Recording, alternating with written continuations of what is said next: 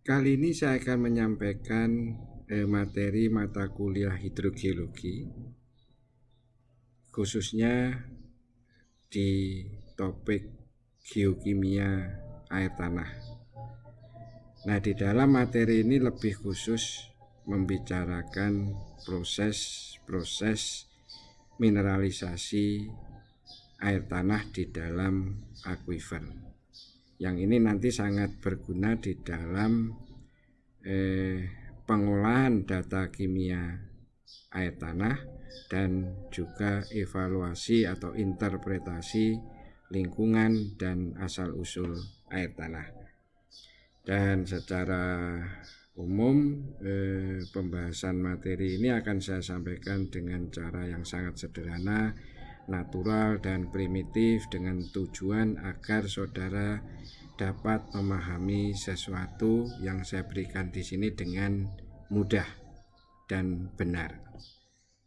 Ya, baik, kita mulai ya. Jadi hari ini kita membicarakan ini, yaitu hidrogeologi terbentuknya mineralisasi air tanah atau mineralisasi air tanah.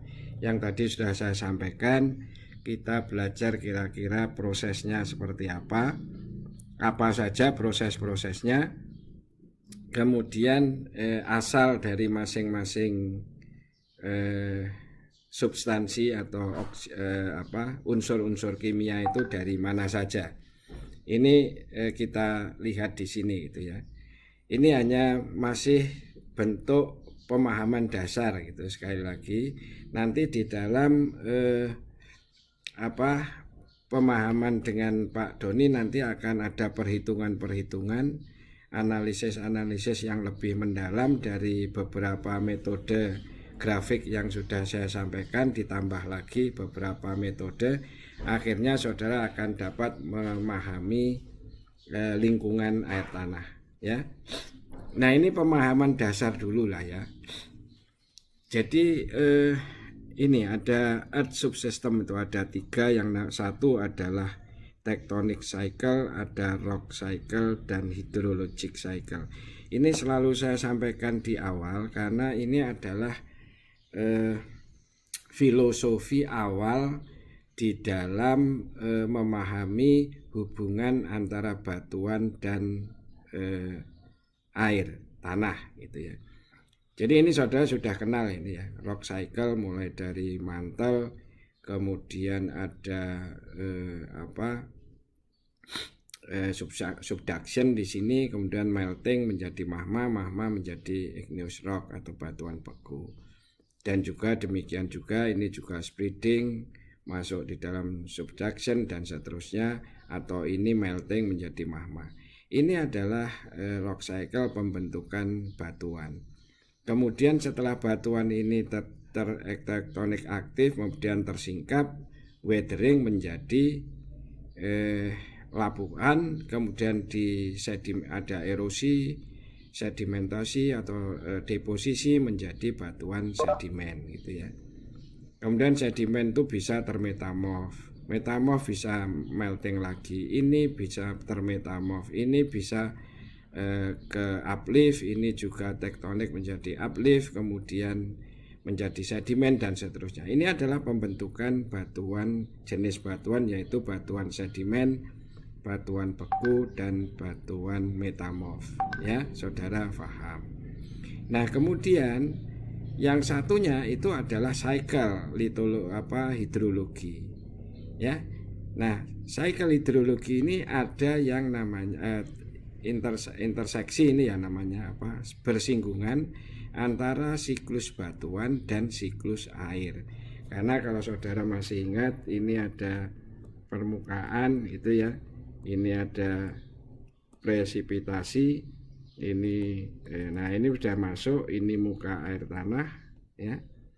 Terus ini adalah zona jenuh, ini adalah groundwater ya, ini adalah surface water, ini presipitasi. Jadi di sini, mulai di sini sudah terjadi air ini masuk ke dalam batuan. Nah, di dalam groundwater. Nah, inilah sebetulnya wilayah air tanah ya. Kalau ini adalah surface water, ya. Jadi di presipitasi, evaporasi, evapotranspirasi, runoff dan sebagainya itu kan surface water. Nah, inilah sebetulnya yang ground water itu ya. Nah, sekarang ini ada interaksi antara batuan dan rock. Jadi asal usulnya adalah dari ketiga siklus subsistem ini. Nah, ini gambar 3 dimensinya. Ya, itu. Ya, ini menjadi pemahaman lagi di dalam memahami geokimia air tanah. Nah, yang kedua yang perlu diketahui adalah groundwater flow system. Saudara masih ingat itu ya. Ini pengaruhnya apa? Ini adalah resident time. Ya, ini waktu tinggal. Waktu tinggal air tanah mulai dari curah hujan, dia menjadi menjadi air. Ini ada yang lokal, ini adalah bulanan, ini menengah, tahunan, ini adalah puluhan tahun, yang regional ini menjadi ratusan dan jutaan tahun. Resident time inilah sebetulnya nanti yang banyak mempengaruhi di dalam water rock interaksi. Ya. Jadi waktu tinggal, waktu sentuh, waktu berhubungan antara air dan batuan. Ini menjadi faktor penting di dalam WRI. Ya, ini aliran air ini. Ya, nah inilah yang menunjukkan waktu tempuhnya, resident time-nya. Ya, ini menjadi penting, yaitu apakah dia aliran lokal, menengah, dan regional. Nah, yang regional kemarin sudah saya sampaikan, ini bisa membentuk air mineral. Ya, air mineral karena apa? Karena mineralnya cukup banyak dan alamiah. Prosesnya adalah natural. Nah, itu apa? Karena T-nya, resident time-nya itu sangat tinggi, ya, sangat lama, sehingga terjadi pelarutan dan proses-proses kimia yang lain, sehingga air tanah mempunyai kandungan kimia yang banyak. Nah, ini saya kira sudah kemarin ya, ada faktor geogen dan antropogen. Ini adalah natural, kondisi geologi. Ini adalah yang human factor atau aktivitas manusia. Saya kira sudah kita ketahui. Dengan demikian kualitas air tanah yang masuk di sini, kemudian yang keluar itu selalu berbeda. Ini satu daerah di sini, ini akan berbeda pada saat keluar dari daerah ini. Jadi kualitas 1 itu berubah menjadi kualitas 2. Jadi artinya ada perubahan kualitas karena ada faktor manusia dan faktor geogen tadi. Ya, geogen itu adalah kandungan mineral, ini adalah tadi WRI tadi, dipengaruhi oleh resident time ini. Ya, jadi ada kandungan dan resident time, ada proses ini, maka inilah yang berpengaruh terhadap kandungan kimia secara alamiah. Sedangkan ini adalah karena antropogen, karena faktor manusia, kegiatan manusia di permukaan. Nah, ini juga sudah saya jelaskan bahwa air itu 100% air tanah itu sebetulnya 99 itu air murni, sebagian mineral dan sebagian kecil pencemar kalau ada. Jadi ini belum tentu ada gitu ya. Tergantung lingkungan permukaannya. Jadi yang jelas bahwa air itu ada H2O plus mineral, ya. Jadi ada H2O plus mineral. Inilah sebetulnya yang banyak sebagai faktor geogen. Ini adalah yang air murninya.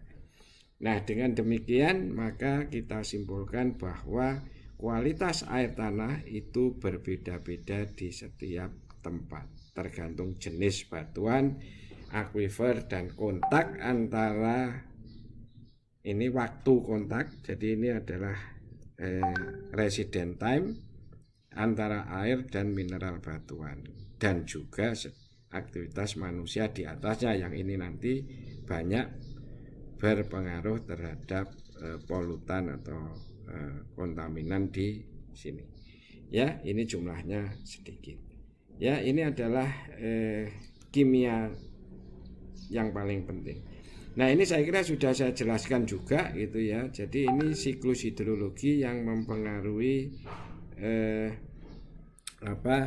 komposisi kimia. Jadi pada awal dari sini, pada saat ini si water, saline water itu ya.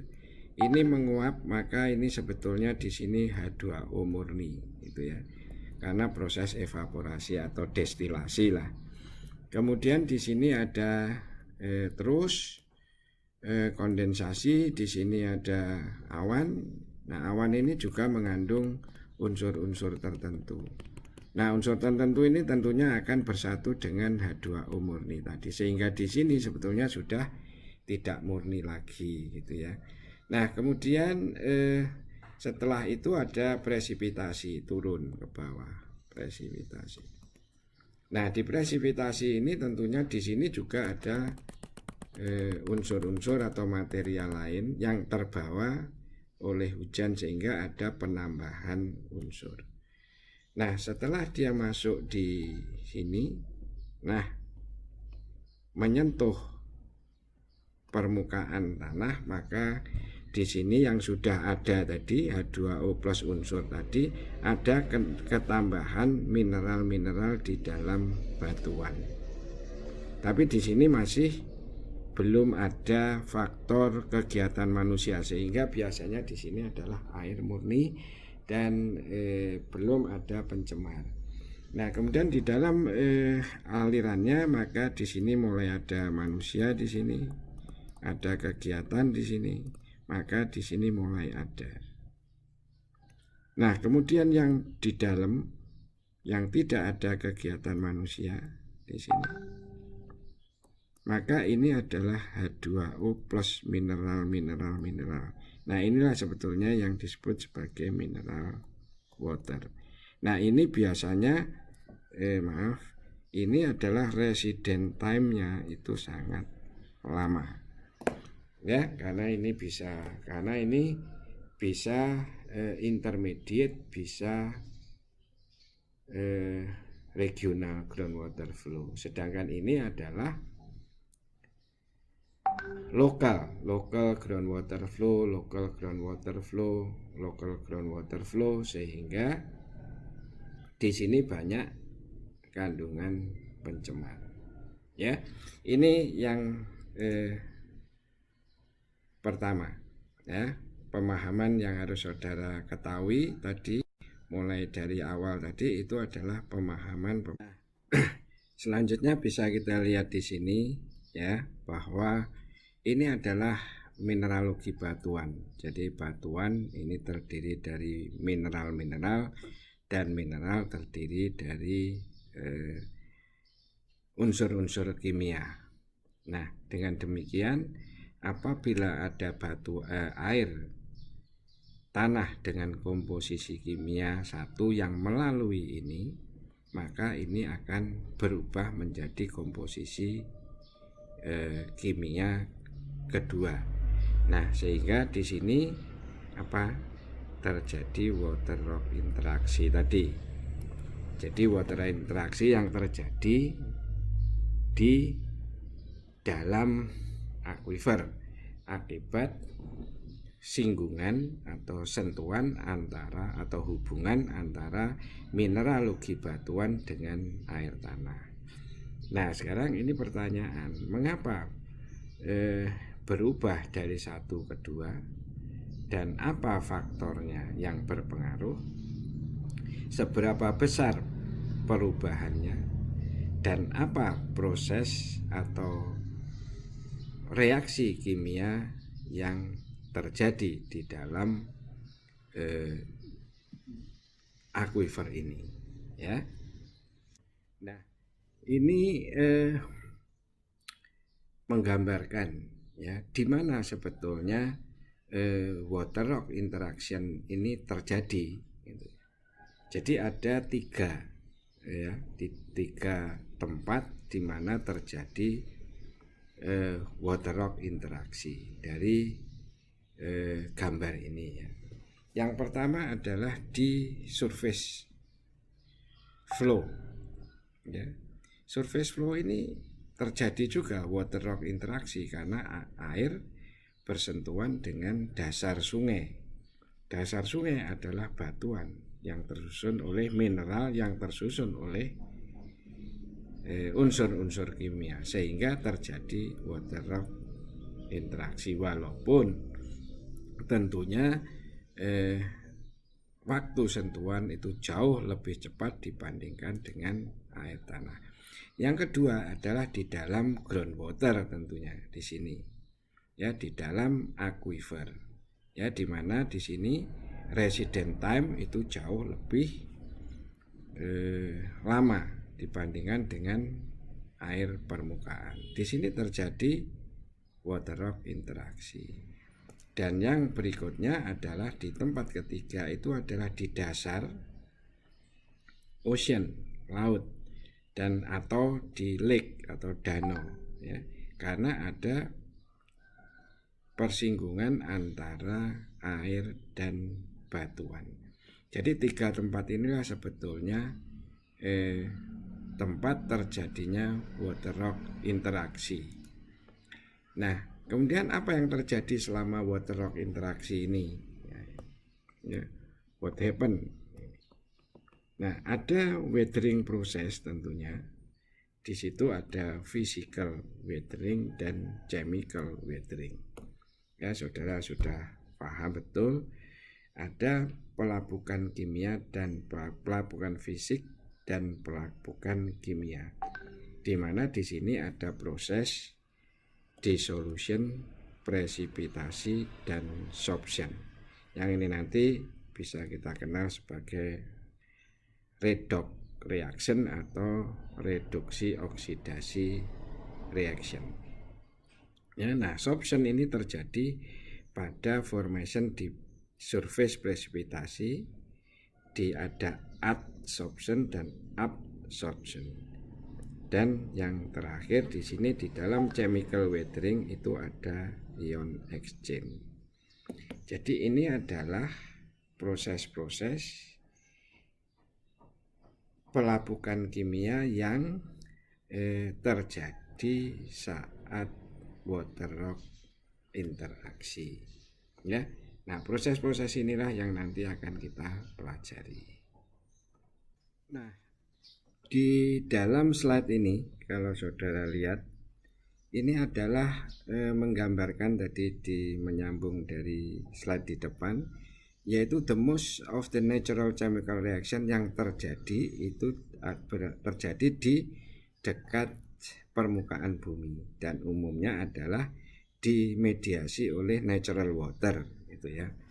Jadi kalau saudara lihat di sini, ini ada surface water, ground water, diffusion, ya.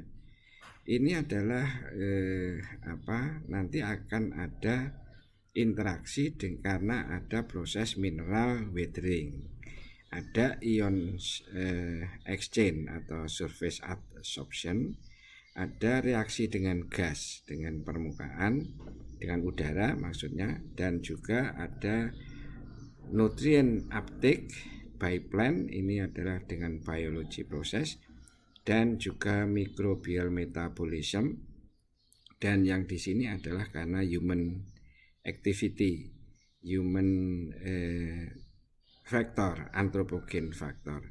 Maka di sini akan terjadi perubahan komposisi kimia tadi. Nah, ini adalah hal yang sudah pernah saya sampaikan kepada saudara, ya, bahwa ada hubungan antara continental crust, river, dan groundwater. Jadi ini adalah komposisi continental crust, mulai dari silika yang terbesar, yaitu yang kemudian diikuti aluminium, iron, Ca, Na, kalium, Mg, dan juga ini anionnya berupa karbonat, sulfat, dan klorida. Dan yang terakhir ini adalah yang kecil, jadi trace element, jadi komposisi yang sangat kecil biasanya dalam bentuk satuan ppb. Ya, nah ini adalah saudara lihat di continental crust itu komposisinya yang terbesar ini silika, diikuti oleh komposisi lain. Demikian juga di river dan groundwater, komposisinya juga sama. Itu menunjukkan ada hubungan antara kimia di dalam continental crust atau batuan atau mineral penyusun batuan dengan air, baik yang ada di permukaan maupun di dalam groundwater. Ya, inilah yang mendasari nanti adanya water rock interaksi tadi. Ada mineralisasi di dalam air. Nah, saya kira ini sudah saya sebutkan, sudah saya ajarkan di mata kuliah terdahulu, tapi ini singkat saja. Ini adalah kation, ini adalah anion dari major ion utama dengan konsentrasi lebih besar dari 5 mikrogram per liter. Ini adalah sifat fisik. Ya, sifat fisik yang dianalisa. Ya, ini saya kira sudah tahu apa itu pH, alkalinity, conductivity, total hardness, total dissolved solid, TSS dan sebagainya. Ini sudah kita ajarkan. Kemudian dari minor, ya ini antara 0,01 sampai 10. Ya, ini adalah kationnya. Ya. Ini mulai potasium, iron, aluminium, dan ini adalah anion. Demikian juga ini, dan ini juga karbon dioksida dan oksigen, ya, dan O2, dan ini boron dan strontium. Ini adalah minor konstituen yang umum dijumpai di dalam air tanah. Sedangkan trace element itu adalah jarang, artinya yang biasanya terdiri dari heavy metal maksud saya, dan ini jumlahnya kurang dari 100 miligram per liter atau biasanya satuannya itu ppb. Ya, sudah lihat di sini ada Zn, ada arsenik, nanti ada MO, ada AU, Pb, ya, uranium, thorium, radon, ya. Ini termasuk mineral-mineral yang jarang. Ini Ag, ya, yang jumlahnya sangat kecil tetapi ada, karena ini juga sebagai penyusun litosfer.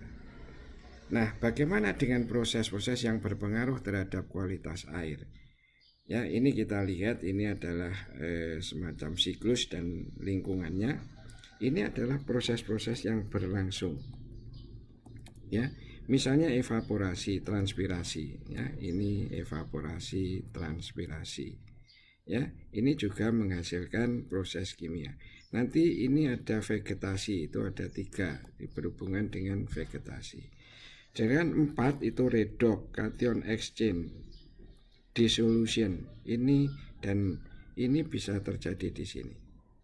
Ya, kemudian 7 ini presipitasi dari sekunderi mineral. Ini mixing. Ya, mixing itu misalnya ini dari air tanah dangkal, ini dari air tanah di sekitarnya atau air tanah dalam. Ini dari air tanah yang dangkal dengan air tanah yang dalam, dangkal dan dalam. Maka ini ada mixing of water. Ya. Kemudian leaching, fertilizer, ini adalah di ini agriculture, ya, agriculture. Ya, ini ada dari pupuk, dari kotoran hewan dan sebagainya. Kemudian pollution, ya, ini pollution, ini dari industri, ini adalah human activity. Ya, kemudian dari lake dan sea, ya. Ini dari sea dan juga dari lake, ini ada interaksi, biasanya biological proses karena proses reduksi. Ya, dan ini nomor 5 ini adalah cation exchange, ya. Ini adalah pertukaran antara salt water dan fresh water, ya, di sini. Di sini ada pertukaran ion dari yang terjadi di daerah single interface di sini. Ya, ini lokasi di mana proses-proses yang berpengaruh terhadap kualitas air tanah. Nah, mari kita lihat satu persatu. Apa itu evaporasi dan transpirasi? Nah, tentunya di daerah yang iklim kering, panas, ya, tentunya kandungan H2O murninya di dalam air itu akan mengurangi H2O murninya, ya, karena kering tadi, karena panas tadi. Akhirnya apa? TDS-nya tinggi. Ya, ini di daerah evapotranspirasi atau proses evapotranspirasi. Ya. Nah, kemudian yang berikutnya adalah dissolution atau pelarutan. Nah, pelarutan ini ada yang menghasilkan padatan dan ada yang tidak menghasilkan padatan. Yang tidak menghasilkan padatan itu namanya congruent dissolution. Jadi ini tidak menghasilkan padatan, semua larut. Kalau yang di sini itu menghasilkan padatan. Jadi contohnya ini. Jadi pelarutan tapi menghasilkan padatan. Ya, karena ini contoh ini adalah adanya kaulinit. Yang menghasilkan padatan ini namanya incongruent dissolution. Ya, ini proses yang kedua.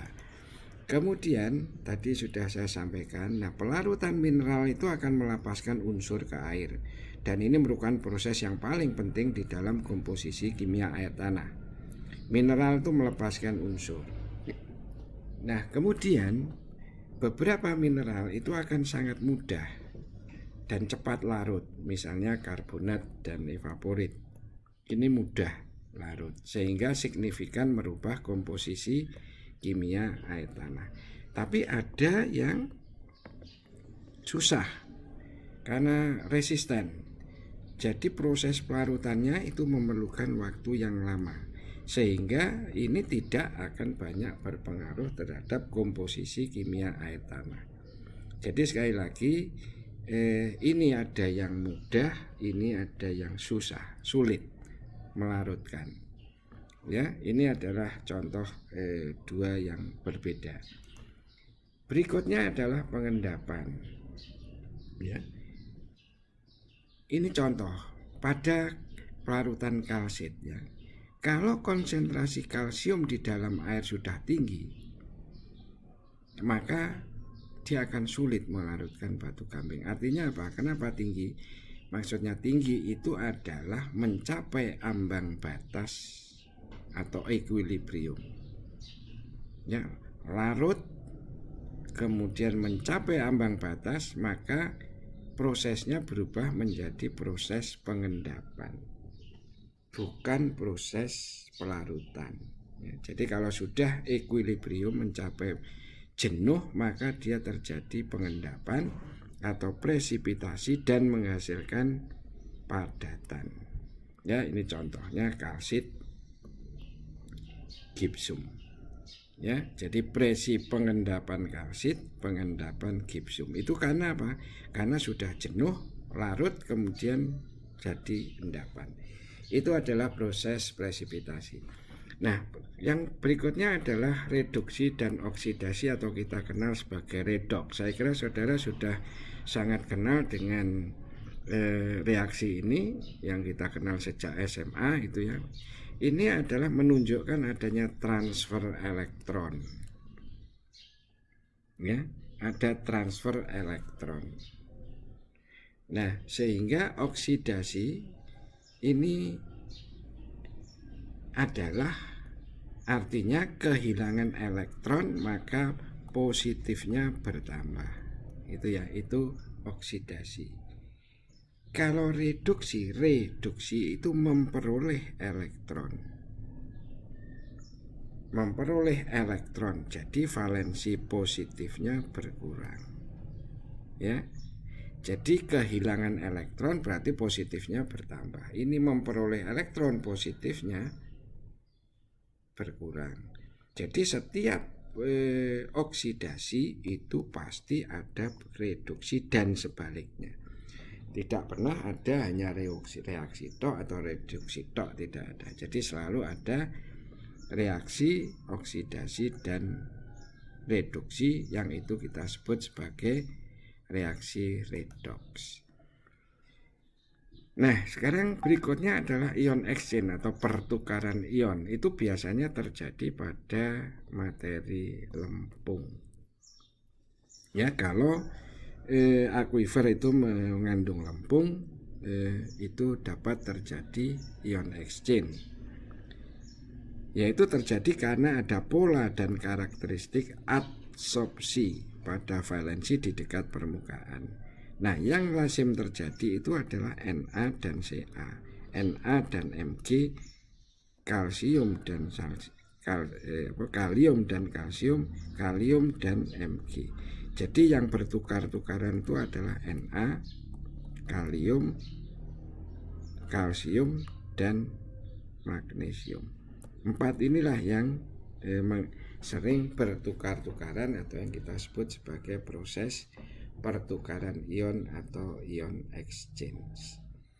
Ya, nanti kita pelajari lebih lanjut, ini pengertian dasar dulu. Kemudian proses yang lain adalah mixing, yaitu misalnya nanti air tanah dangkal dan air tanah dalam itu bercampur menjadi mix. Kemudian dari air tanah yang T rendah dengan air tanah T tinggi menjadi mixing. Ya, misalnya itu. Kemudian diffusion, absorption, dan dispersion. Ini adalah hidrokimia lainnya. Nah, ini contoh, ada water, ada rock, dan gas interaction. Jadi ini adalah water, ini adalah gas, ini adalah rock. Ya, di sini ada unsur-unsur gas, di sini ada air, di sini ada batuan. Ya, kemudian dia terus berlangsung, ada interaksi ini, saudara lihat, ini berinteraksi, ini berinteraksi, ini juga berinteraksi, bisa menghasilkan ada beberapa batuan. Di sini ada batuan ini yang juga akan memberikan kontribusi di dalam proses water rock interaksi. Jadi di sini ada water rock interaksi. Ya, jadi ada interaksi antara ini, dan ini. Sehingga nanti karakteristik ini akan dipakai di dalam metode geohidrokimia ini di dalam menginterpretasi lingkungan akuifernya. Ya, nah ini contoh, itu adalah dekomposisi, reaksi dari primary mineral. Ini hanya untuk menunjukkan olivin, ini komposisinya ini. Ini biasanya terdapat di mana, yaitu batuan beku. Proses yang terjadi ini. Piroksin ini adalah komposisinya seperti ini, terjadi di batuan beku, dan ini adalah prosesnya. Demikian juga K-feldspar. Ini rumusnya masih ingat. Ini adalah bisa terjadi pada batuan beku, batuan sedimen, dan batuan metamorf. Yang terjadi adalah proses incongruent dissolution. Ya, demikian seterusnya, ada biotit, moskovit, kalsit, dolomit, pirit, gipsum, dan sebagainya. Ini menunjukkan adalah mineralnya, kemudian komposisinya, ini terdapat di mana, reaksinya seperti ini. Ya, ini yang umum untuk mengenal tabel ini, untuk mengenal di dalam proses-proses kimia yang terjadi pada setiap batuan atau setiap mineral. Nah, kalau ini menunjukkan asalnya, ya, origin of major ion di dalam air tanah. Jadi misalnya ini natrium, ini dari NaCl, halid. Dari plagioclase, weathering, rainwater. Kalium itu dari biotit, K-feldspar. Magnesium dari amphibole, biotit, dolomit, dan juga dari rainwater.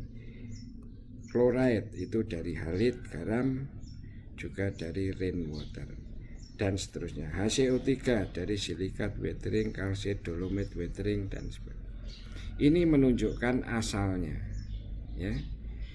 Nah, tabel-tabel ini sangat penting nanti di dalam saat kita melakukan interpretasi lingkungan geologi atau aquifer yang ada di dalam air tanah. Nah, ini secara cepat ini kita ulangi lagi sumber-sumber ion ya, di dalam air tanah itu dari mana? Kalsium misalnya.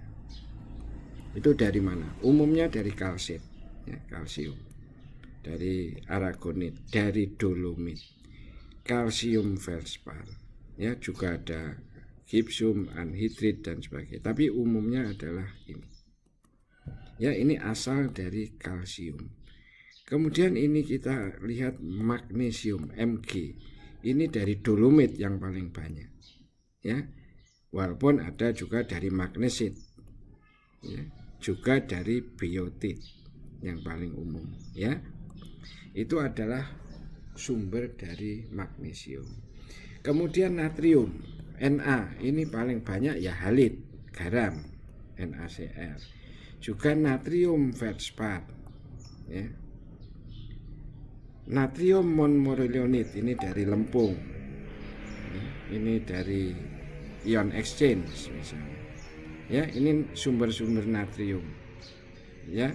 Yang paling banyak sekali lagi halit, albit, natrium feldspar dan Na monmorillonit atau jenis lempung. Nah, kemudian kalium. Kalium itu dari silfit KCl. Juga dari ortoklas, saya kira ini bisa batuan sedimen, batuan beku, batuan metamorf, itu ada kalsium di sini. Dan juga mika, biotit, ini adalah sumber dari kalium. Jadi dari silfit, dari ortoklas, mika dan biotit. Kemudian chloride, ini anion. Chloride ini tadi sudah sama dengan NaCl, yaitu dari halit atau garam ini.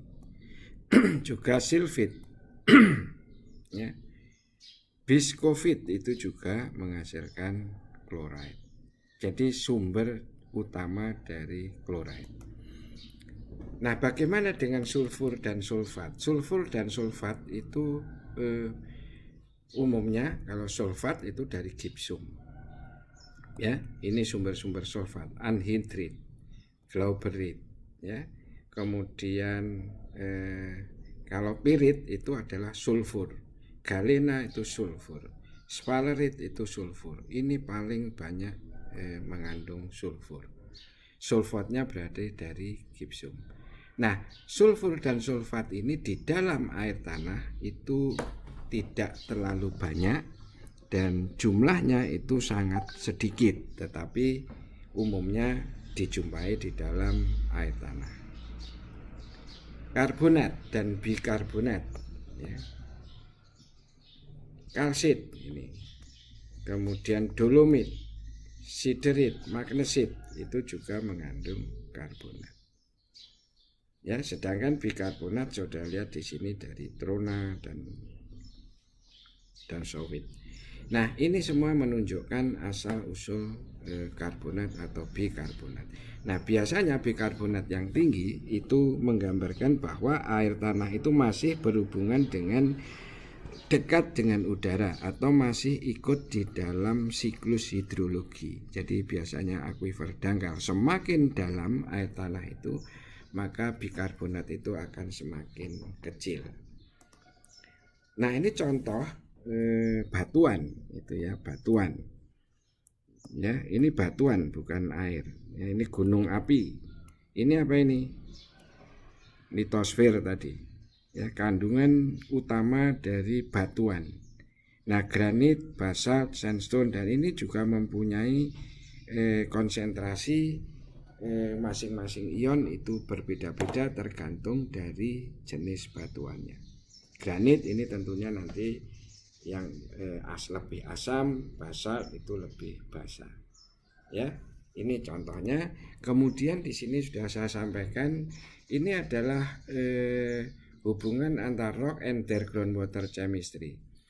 Kalau di granit dan sulfat ini biasanya very low salinity. Ini sangat bagus untuk air minum. Segar, very good, karena banyak mengandung mineral-mineral alami, kalsium, natrium, ya, magnesium dengan komposisi yang imbang.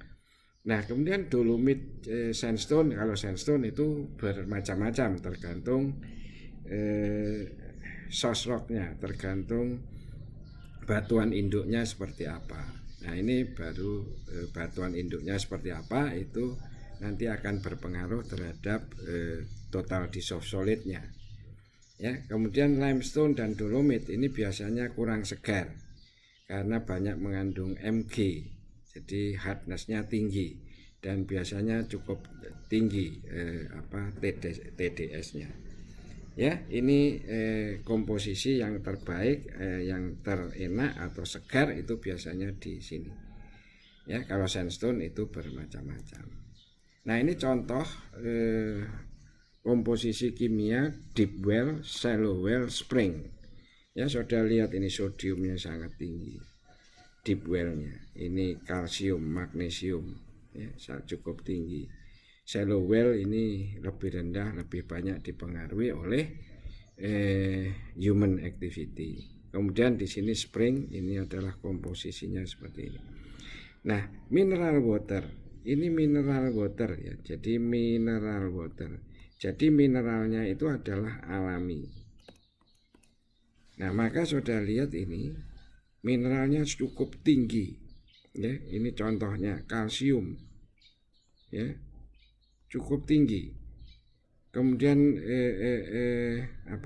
natriumnya ini semua diperoleh secara natural, tidak dipengaruhi oleh human activity, dan ini sangat sehat ya, karena ini mineral water mengandung banyak mineral yang sangat berguna bagi tubuh. Ini adalah akibat dari WRI tadi, dan biasanya mineral water mineral ini mempunyai resident time yang tinggi. Nah, baik, sebagai penutup ya, tadi kita sudah belajar bahwa kualitas itu ada dua, geogen, antropogen. Geogennya itu adalah batuan, WRI, dan resident time itu keywordnya.